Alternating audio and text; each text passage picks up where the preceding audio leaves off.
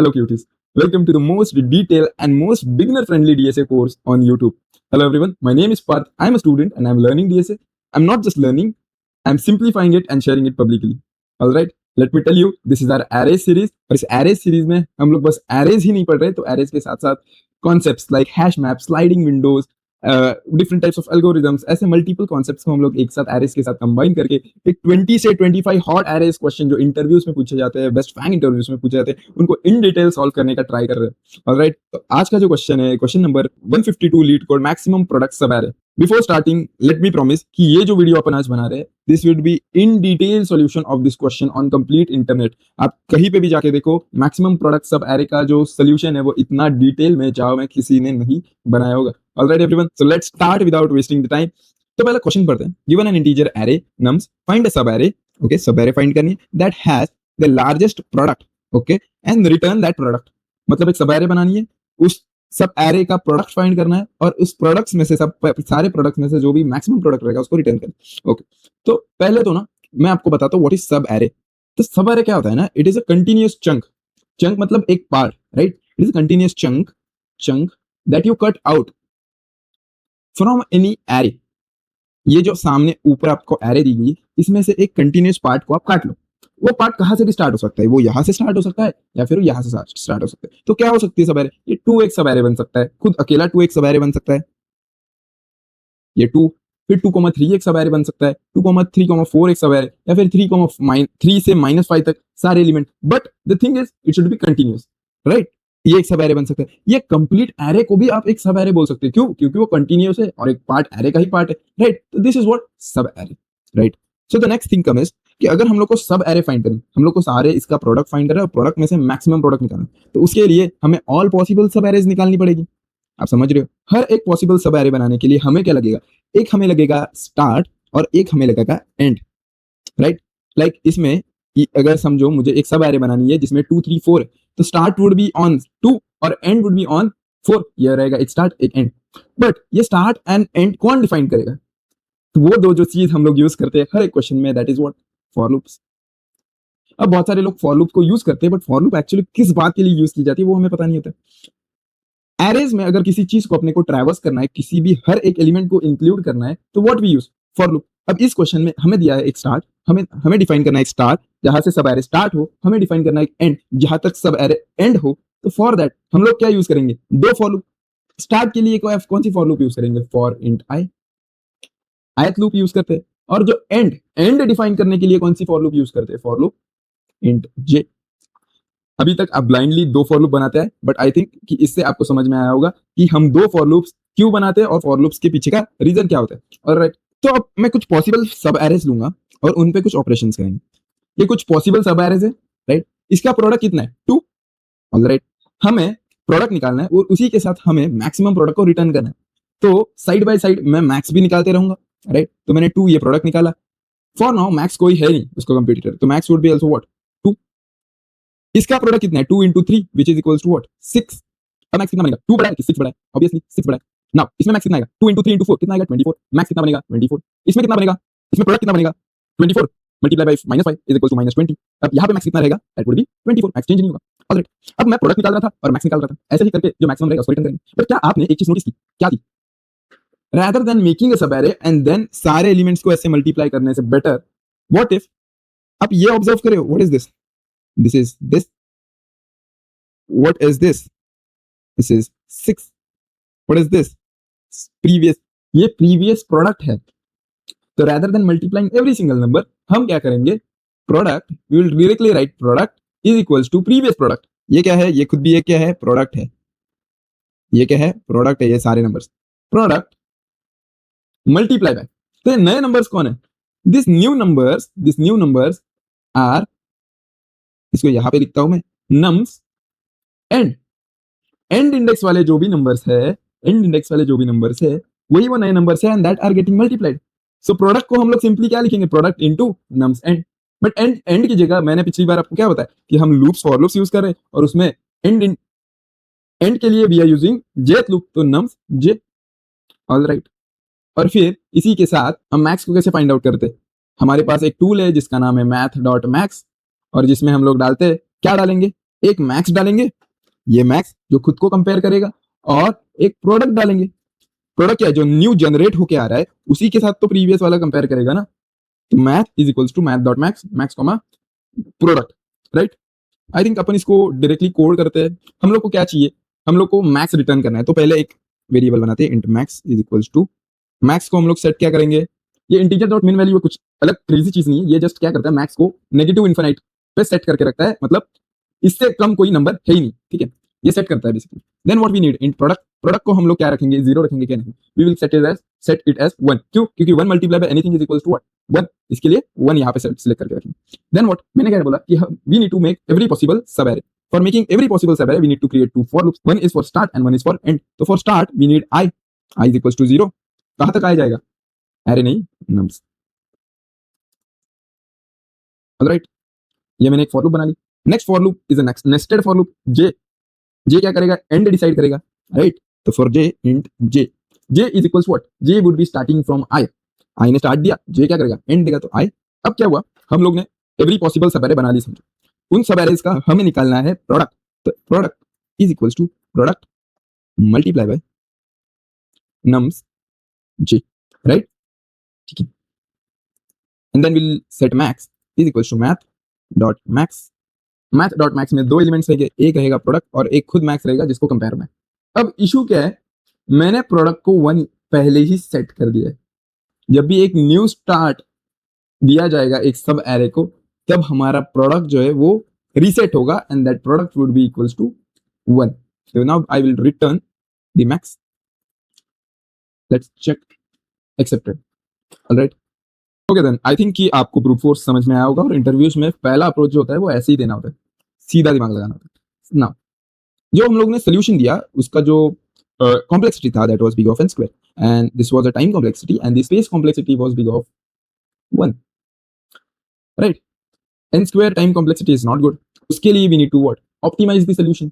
But अभी optimize solution किए करे कैसे, इस n स्क्वायर को बिग ऑफ n कैसे बनाए। तो जब मैं खुद सॉल्व कर रहा था तो मैंने एक एल्गोरिदम यूज किया, Cadence algorithm, and which was a bad choice. क्यों, क्योंकि प्रीवियस क्वेश्चन जो अपन ने सॉल्व किया दैट वाज मैक्सिमम सम सब एरे, राइट, और उसमें ये एल्गोरिदम ने बहुत बढ़िया काम किया। अब ये एल्गोरिदम क्या होता है, समझो कि आपके पास क्या है, 2 3 -1 एंड 4। ये क्या करता है कि अब 2 है, तो right now the product is equals to 2, max is equals to 2, बराबर। फिर ये पॉइंटर आगे जाएगा, ये 3 पे जाएगा, इट विल चेक कि मेरी करंट वैल्यू कितनी है, तो इसकी करंट वैल्यू कितनी है, 3 है। फिर ये खुद को प्रीवियस नंबर के साथ मल्टीप्लाई करके देखेगा, मतलब 3 मल्टीप्लाई बाय 2, तो ये कितना रहेगा, इसका प्रोडक्ट कितना आया, इसका प्रोडक्ट कितना आया, 3 multiply by 2, what is this, this is equals to 6। तो ये क्या करता है, वो चेक करता है कि मेरा करंट बड़ा है या फिर प्रोडक्ट बड़ा है। तो देखा जाए तो इसका प्रोडक्ट बड़ा है, तो ये 3 2 के साथ एक सब एरे बनाता है, एंड दिस बिकम्स 2,3। फिर सेम ये आगे जाता है, इट चेक्स कि मेरा करंट कितना है। अब i इज इक्वल्स टू, ये समझो i इज इक्वल्स टू 0 पे था, i इज इक्वल्स टू 1 पे था, i इज इक्वल्स टू 2। ये बेसिक इंट्यूशन है व्हाट इज कैडेंस एल्गोरिथम। इसका करंट कितना है, -1, राइट। इसका प्रोडक्ट कितना आएगा, अगर प्रोडक्ट कैलकुलेट करने जाए तो -1 multiply by 3 multiply by 2 which is equals to what, -6। कौन बड़ा है, करंट बड़ा है कि प्रोडक्ट बड़ा है, करंट बड़ा है। तो यहाँ पे तो यहाँ पे वो उनके साथ सब एरे नहीं बनाएगा, इस सब एरे को इग्नोर कर देगा and it will make a new subarray containing just -1। Same story यहाँ पे i इक्वल्स टू 3 पे ये लूप चलती रहेगी। अब चेक करेगा कि करंट कितना आएगा, इस 4, प्रोडक्ट कितना बनेगा मेरा।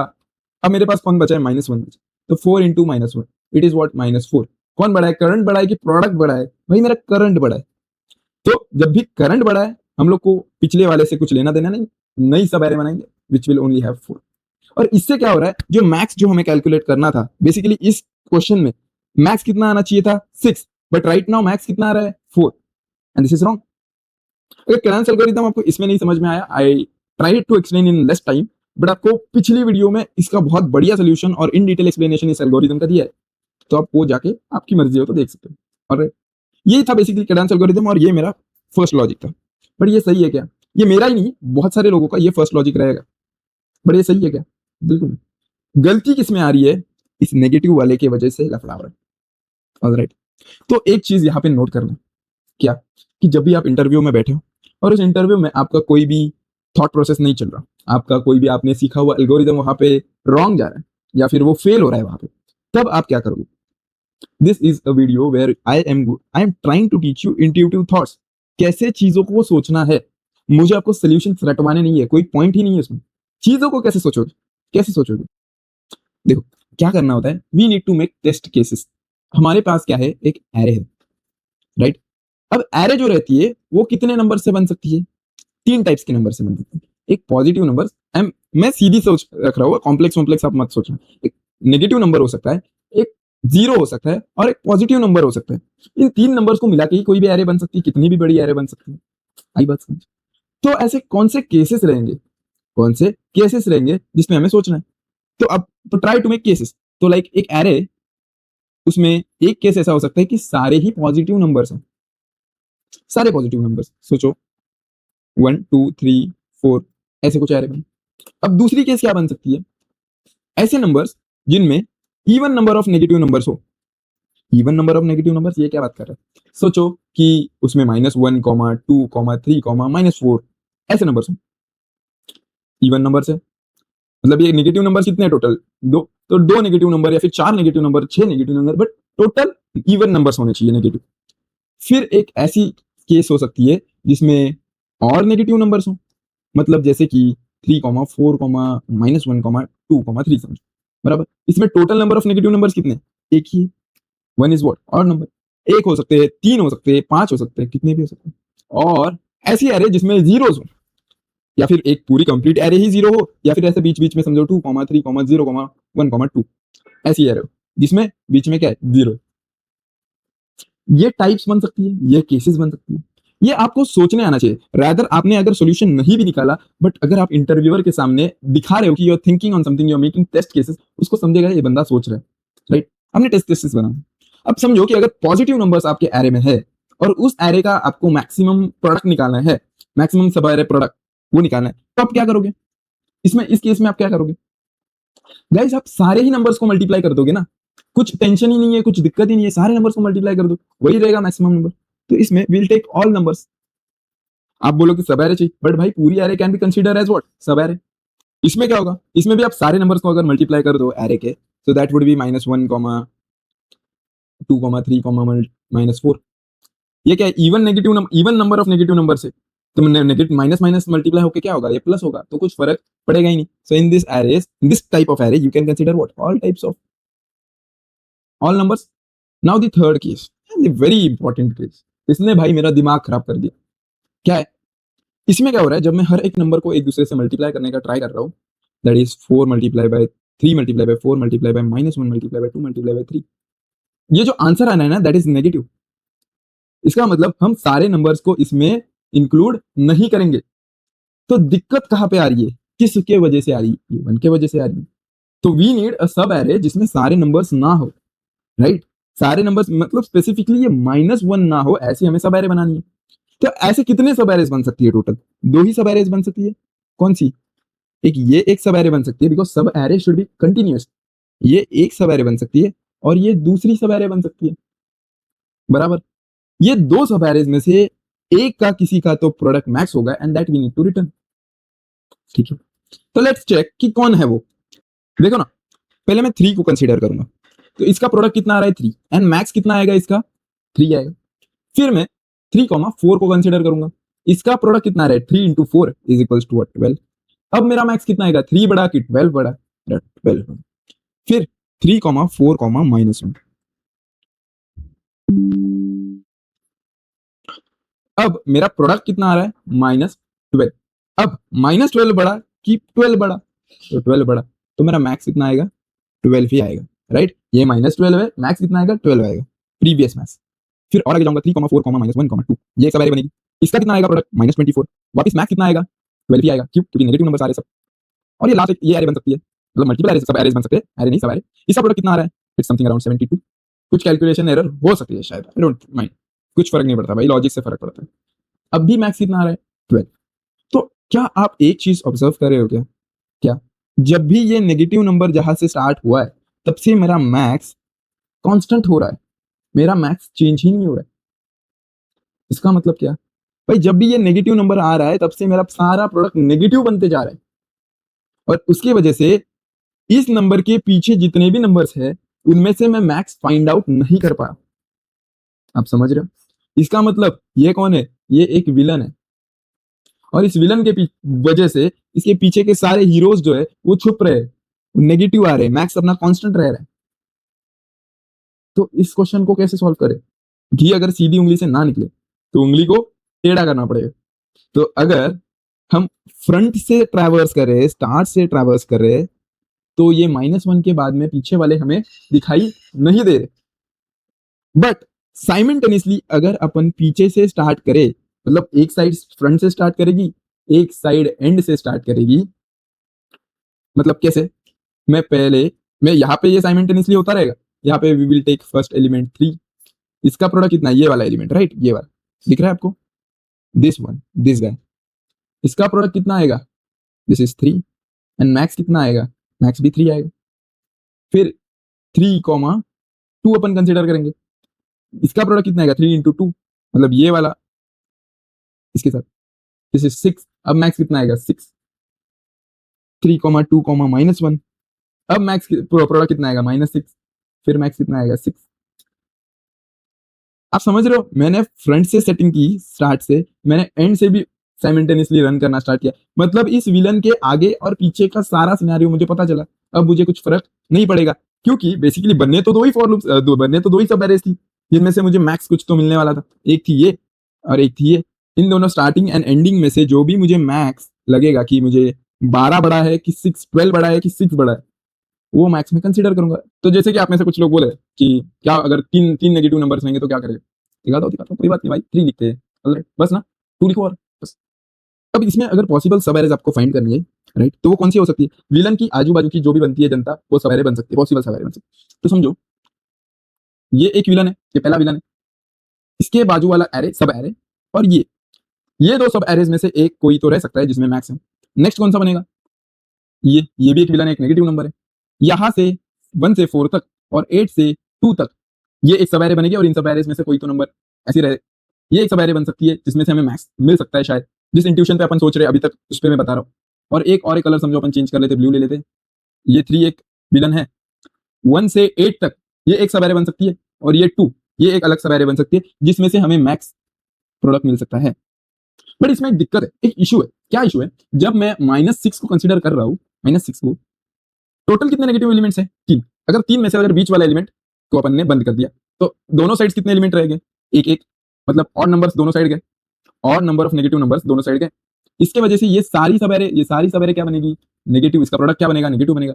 इस पूरी सब एरे का प्रोडक्ट क्या बनेगा? नेगेटिव बनेगा। समझ रहे हो? इसका मतलब सिंपली आपको यही समझना है कि हमें फ्रंट फर्स्ट नेगेटिव और ये लास्ट नेगेटिव वाला नंबर जो है उससे ही मतलब है, उसके आजू बाजू में ही कोई तो सब एरे बनेगी, मतलब ये कंप्लीट सब एरे ऐसी बनेगी, या फिर ये सब एरे ऐसी बनेगी जिसमें से हमें मैक्स प्रोडक्ट मिलेगा, और वही हम लोग को रिटर्न करना है। अब बात आती है ये वाले कुछ टाइप में कि अगर बीच में ही जीरो आ गया तो क्या करोगे? बहुत सिंपल है, ज्यादा नहीं सोचना है। देखो अगर बीच में जीरो आ गया ना, आपको क्या करना है समझो। अब इसमें पॉसिबल सब एरेज कौन सी बन सकती है? 2, 3, एक तो 2, 3 पॉसिबल बन सकती है सब एरे, एक तो 1, 2 बन सकती है। सीधी बात है, कोई ज्यादा सोचने वाली बात ही नहीं है भाई, यही बन सकती है। जीरो अगर बीच में है तो जीरो हो जाएगा सब कुछ, तो मैक्स तो मिलेगा ही। तो किस सब एरे का प्रोडक्ट बड़ा है वो कंपेयर करना है।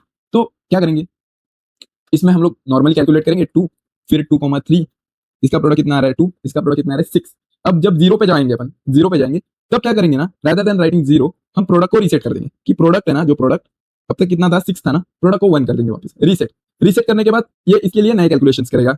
प्रोडक्ट को 1 सेट कर दिया, उससे क्या होगा कि जो भी मेरा ये एरे बना था 2, 3, 0, उससे कुछ फर्क नहीं पड़ेगा। इन सबको मैंने सेट वापस प्रोडक्ट को ना 1 ही कर दिया, तो ये जो भी नया नंबर आएगा वो 1 से मल्टीप्लाई हो जाएगा, तो प्रोडक्ट इज इक्वल्स टू, तो इसके लिए इसका जो प्रोडक्ट रहेगा दैट इज व्हाट? 1। फिर न्यू नंबर जो आएगा 2, 3, 2, 3, 0, 1, 2, इसका प्रोडक्ट कितना आएगा? 1 मल्टीप्लाई बाय 2 विच इज 2। समझ रहे हो? बेसिकली इसी चीज को ना मैंने 1 लिख दिया, 1 है, ज्यादा नहीं सोचना है, 1 है, रीसेट, ऑलराइट। और इनमें से ही मैक्स निकलेगा, तो मैक्स कितना आ रहा है? कुछ तो 6 आ रहा है वैसे। आई होप कि मैंने जितना हो सकता है उतना डिटेल में, जितना टेस्ट केसेस बना के एक्सप्लेन कर सकता था उतना कर दिया है। सब चीजें मैं एक्सप्लेन नहीं कर सकता, कुछ चीजों को आपको खुद से पेन और पेपर लेके खुद से ट्राई करना चाहिए, and that will give you most like best understanding rather than anyone telling, right. तो कोड करते हैं। कोड में क्या चाहिए अपने को? वही अप्रोच यूज करते हैं। क्या हमें? एक इंट स्टार्टर चाहिए, स्टार्टर को हम लोग क्या 1 सेट करते हैं। इंट एंडर मतलब जो पीछे से ट्रैवर्स करेगा, एंडर को भी 1 सेट करते हैं। स्टार्टर एंडर बहुत गंदे नाम लग रहे हैं, बट ठीक है, समझने के लिए यू कैन अंडरस्टैंड दिस, ठीक है। पहले हम लोग प्रोडक्ट लेते थे, इस बार हम लोग क्या ले रहे हैं, स्टार्टर और एंडर, मतलब वही बेसिकली प्रोडक्ट कैलकुलेट करते करते आगे जाएंगे। Then we need what, max. Max हमें लगता है, मैक्स को हम लोग क्या सेट करते हैं, याद होगा तो इंटीजर और इंट आंसर, ये एक वेरिएबल आपको बनानी है, and this is what we need to return. अब ये इंट आंसर मैंने क्यों बनाई ना, मैं आपको लास्ट में बताता हूँ। अब मैंने ये बनाया, मेरे को एक फॉर लूप बनाना है, why, because I need to traverse every element to int I, right. For loop बना ली। पहले ना जीरोथ वाली जो केस है उसका कुछ तो खात्मा करना पड़ेगा। तो जीरोथ वाली केस के लिए ना, उसमें क्या करते थे अपन कि अगर हमारा प्रोडक्ट जीरो हो गया, मतलब अगर जीरो आ गया तो उसमें रीसेट करना है। तो if starter equals to zero, ठीक है, then set product, then set starter equals to 1, ठीक है। इफ सेम ऐसे लिखेंगे, if ender equals to zero. ये नाम काफी गंदा लग रहा है यार मेरे को, कुछ तो कमेंट में सजेस्ट करो जिससे मैं अपना वो नाम वाला अच्छा कर लूँ, है ना। अब ये जो चीज है जिसमें हम लोग क्या कंसीडर करें, एक स्टार्टर और एक यहाँ से कैलकुलेट करने वाला एंडर, बराबर ना। तो बेसिकली स्टार्टर क्या होगा, नम्स आई। आई क्या होगा, यहाँ पे एक फॉर लूप अपन लगाने वाले, आई ऐसे आगे आगे बढ़ते बढ़ते आगे आगे जाता रहेगा। और जो एंडर रहेगा वो लास्ट एलिमेंट से स्टार्ट करेगा, that's why it would be N, N minus one. N क्या है, एरे लेंथ है, इंडेक्स कितने रहते हैं, एन माइनस वन इंडेक्स रहते हैं total, n minus one minus i. मतलब जब भी ये आई जीरो पे रहेगा, it will denote, first starter will denote this number और वो उससे मल्टीप्लाई करेगा, और एंडर जो रहेगा that would be what, 5 minus zero, तो ये इस नंबर को डिनोट करेगा। ऐसे ही जब आई की वैल्यू बढ़ेगी तो 5 माइनस वन, 5 माइनस टू, ऐसे ऐसे आगे आगे बढ़ता जाएगा और ये स्टार्टर यहाँ से आगे बढ़ता जाएगा। समझ रहे हो बात को, तो that only we will write in code, starter multiply by nums i और ender is equals to ender multiply by nums. अब I need to create here what, n, तो int n is equals to nums dot length. अब starter और ender दोनों calculate होते हैं, अब we need to what, we need to calculate max. तो max would be what, math dot max starter comma ender, ये रहेगा। पर ये जो लाइन है वो गलत है, ये इसकी जो सही लाइन है this is max comma math dot max, ये। अब ये मैं आपको नहीं बता रहा, ये मैं आपके ऊपर छोड़ रहा हूँ कि ये मैंने ऐसा क्यों किया, मैंने खुद ने ये एरर क्यों किया, आप भी यही एरर करने वाले थे पर मैंने आपको पहले ही बता दिया। और ये लाइन मतलब मैंने ऐसा कोड क्यों लिखा इस लास्ट लाइन में, वो आपको मुझे कमेंट में बताना है, ठीक है। तो ये खुद से सोचना, ठीक है, कमेंट में बताओ और सही में सोचो यार, इससे आपकी एक्चुअली थिंकिंग बढ़ेगी। ऑलराइट एवरीवन, ये अपना कोड एक्सेप्टेड है, we will submit the code, let's check, and accepted. अपना कोड सही है, एक्सेप्टेड है। आई होप कि आपको बहुत अच्छे से समझ में आया होगा। और yes guys, this was it. Please सोचो जो मैंने आपको बताया, ये कोड आप खुद से भी ट्राई करना है, पेन एंड पेपर से, मतलब पेन पेपर से खुद से ट्राई करो। जब तक खुद से अपने हाथ गंदे नहीं करते, लिखते नहीं है, तब तक आपको एक्चुअली ये डीएसए क्या है वो समझ में नहीं आएगा। Think on the line. आप प्लीज कमेंट बॉक्स में बताना कि आपको ये लेक्चर कैसा लगा, आपको क्या चेंजेस इस लेक्चर्स में चाहिए, आपको और कौन से क्वेश्चन चाहिए, आप मेरे से क्या एक्सपेक्ट करते हो, कौन से चेंजेस एक्सपेक्ट करते हो, please drop it in the comment section. Thank you for watching till the end, let's learn and grow together. Thank you.